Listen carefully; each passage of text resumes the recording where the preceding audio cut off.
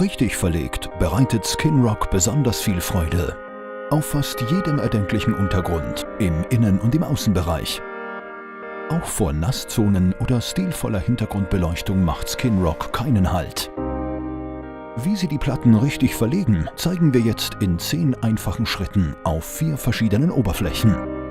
Auf Holz, auf Keramikplatten, wasserdicht verlegt auf einer Gipsplatte sowie auf Plexiglas für die transluzente Variante.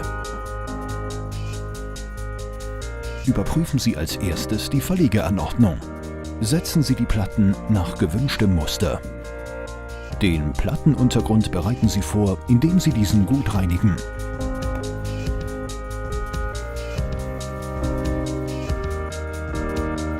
Der Untergrund wird bei Bedarf geebnet, gereinigt und mit Grundiermittel bestrichen. Im Nassbereich kommt zusätzlich eine wasserdichte Abdichtmatte auf die Grundierung.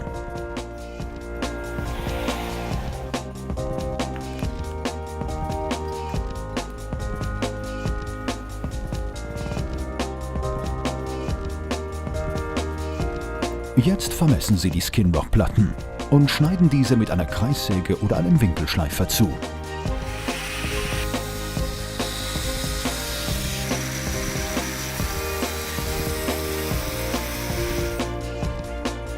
Anschließend wird die Fläche mit einem 2-Komponenten-Kleber bestrichen. Mit einer Traufe tragen Sie diesen mit der Buttering-Floating-Methode auf.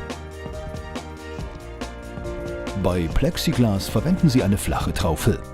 So gewähren Sie eine gleichmäßige Lichtdurchflutung.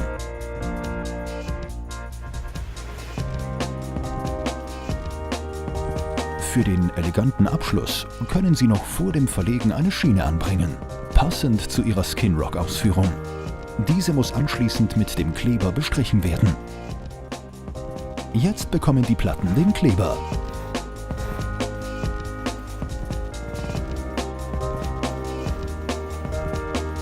Die Platten anbringen und gut andrücken. Mit Hilfe eines Handrollers drücken Sie die Luft nach außen. Bei Bedarf können Fugen gesetzt werden. Bei der wasserdichten Verlegung sind Silikonfugen zwingend. Fast fertig. Jetzt nur noch die Skinrock-Platten mit Wasser gründlich reinigen und im Nassbereich imprägnieren. So behält der Naturstein seine satten Farben und seine Struktur.